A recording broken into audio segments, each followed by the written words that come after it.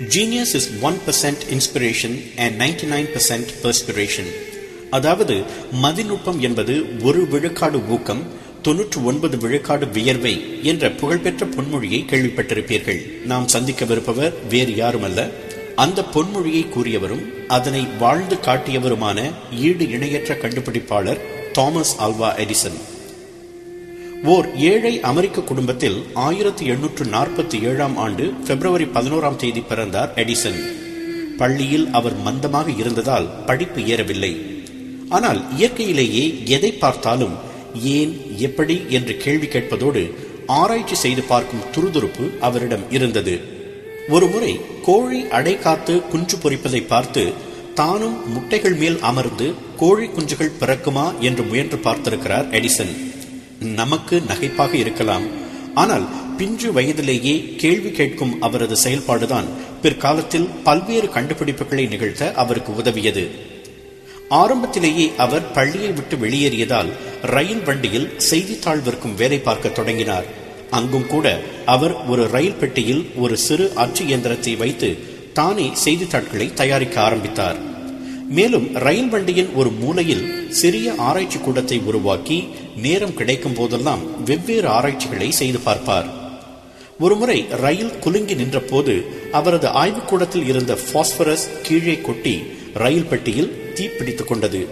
ஆத்திரமடைந்த வண்டி அதிகாரி எடிசனின் அச்சு எந்திரத்தையும் ஆய்வுக்கூட பொருள்களையும் வீசி எறிந்ததோடு எடிசனின் கன்னத்தில் தன் பலம் கொண்ட மட்டும் ஓங்கி அறைந்தார். அந்த அடியின் தாக்கத்தால் எடிசனுக்கு வாழ்நாள் முழுவதும் ஒரு பக்கம் காது கேளாமல் போனது என்பது வரலாற்று உண்மை. அந்த அதிகாரியால் எடிசனின் உடலில் மட்டும்தான் காயம் விளைவிக்க முடிந்ததை தவிர அவரது உள்ளத்தையும் வைராக்கியத்தையும் துளி கூட அசைக்க முடியவில்லை. அந்த விபத்து நிகழ்ந்த அதே ரயில் நிலையத்தில் ஒருமுறை ஒரு சிறுவன் தண்டவாளத்தில் விளையாடி கொண்டிருந்தான். அவனை நோக்கி ஒரு ரயில் பெட்டி விரைவதை கண்ட எடிசன் கையிலிருந்த செய்தித்தாட்களை எறிந்துவிட்டு ஓடிப்போய் தகுந்த நேரத்தில் அச்சிறுவனின் உயிரை காப்பாற்றினார். அந்த ரயில் நிலையத்தின் தலைமை அதிகாரியான அச்சிறுவனின் தந்தை மகிழ்ந்து போய் எடிசனுக்கு நன்றி கூறி அவருக்கு தந்தி அனுப்பும் முறையை கற்றுக் கொடுத்தார். அதனை விரைவாக கற்றுக்கொண்ட எடிசன் தந்தி அனுப்பும் வேலைக்கு மாறினார். அந்த வேலையில் சேர்ந்த பிறகுதான் அவர் ஒவ்வொரு கண்டுபிடிப்பாக நிகழ்த்த தொடங்கினார். உதாரணத்திற்கு, இரவு நேரங்களில் ரயில் அதிகாரிகள் ஒவ்வொரு மணி நேரமும் சமிகை அனுப்ப வேண்டிய அவசியம் இருந்தது.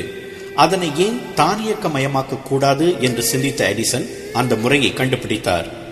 ஒருமுறை சின்சினாட்டி ரயில் நிலையத்தில் இருந்தபோது அங்கு எலி தொல்லை அதிகமாக இருந்ததை பார்த்தார்.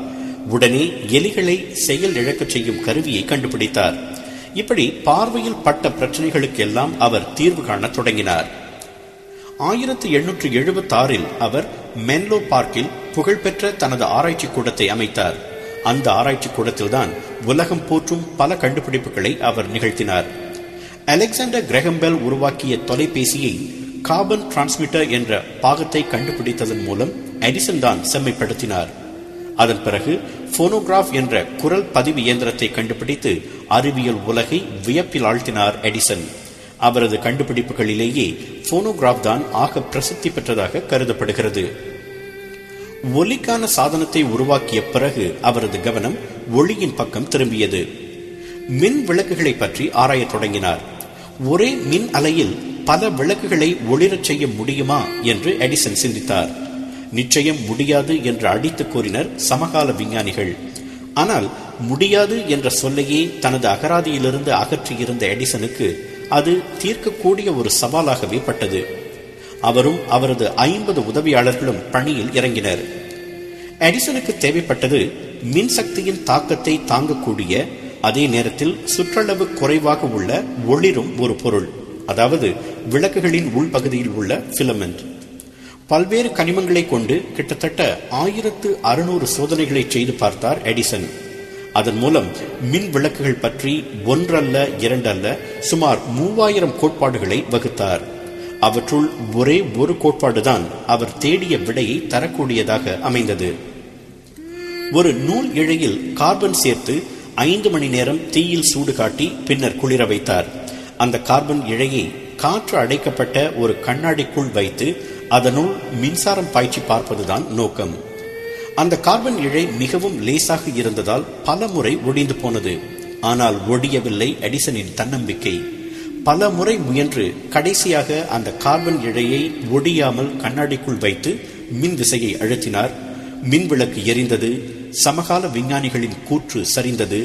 எடிசனின் அதீத திறமை உலகுக்கு புரிந்தது.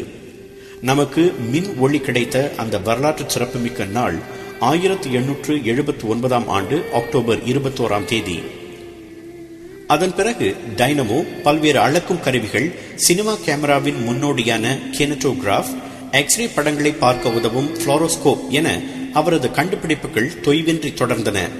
1931 அக்டோபர் 18 86வது வயதில் அவரது உயிர் பிரிந்தது. அதுவரை ஆராய்ச்சியும் கண்டுபிடிப்புமே அவரது உயிர் மூச்சாக இருந்தன. தம் வாழ்நாளில் அவர் நிகழ்த்திய கண்டுபிடிப்புகளின் மொத்த எண்ணிக்கை என்ன தெரியுமா?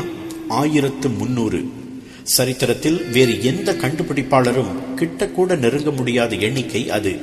அதனால்தான் அவரை கண்டுபிடிப்புகளின் தந்தை என்று தனது ஏடுகளில் பதித்துக் கொண்டிருக்கிறது வரலாறு. எண்ணிலடங்கா கண்டுபிடிப்புகளை செய்த தாமஸ் ஆல்வா எடிசனின் தாரக மந்திரம் என்ன தெரியுமா?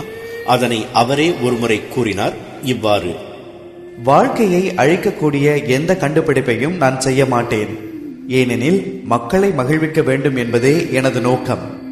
அந்த நல்ல நோக்கத்தின் அளவிட முடியாத பலன்களை நாம் இன்று அனுபவித்துக் கொண்டிருக்கிறோம். நீங்கள் அந்த மின் விசையை அழுத்தும் போது உங்களை சுற்றியுள்ள இருளை போக்குவதும் ஒளியை தருவதும் அன்று எடிசன் சிந்திய வேர்வைதான். எடிசன் செய்து காட்டியது போல 1 விழுக்காடு ஊக்கத்தை முதலீடு செய்து 99 விழுக்காடு வியர்வையை சிந்த நீங்கள் தயாராக இருந்தால் உங்களுக்கும் அந்த வானம் வசப்படும்.